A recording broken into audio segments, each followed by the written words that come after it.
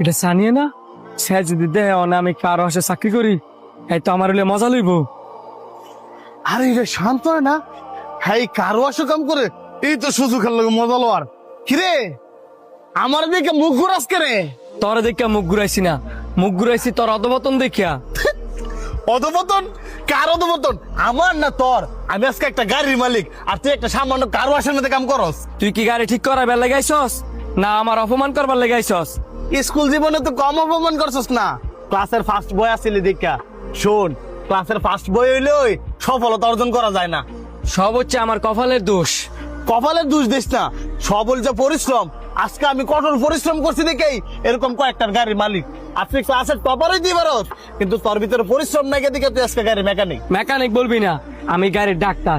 তোর যেমন রোগ হইলে তুই ডাক্তারের কাছে যাস, এমন গাড়ির কোনো রোগ হইলে আমার কাছে আই। এখনো চাষ কথা এক গায়ে থাকতি, কথা না কইয়া কাজে মন দে। গাড়িটা তাড়াতাড়ি ওয়াশ কর, আমার একটা জরুরি মিটিং আছে। দে টে দে। না ধর 300 টাকা তোর কাজের আর 200 টাকা তোর বকশিস। শোন, যাওয়ার আগে তোর একটা কথা কয়ে যায়, শিক্ষিত হইলেই জ্ঞান অর্জন করা যায় না।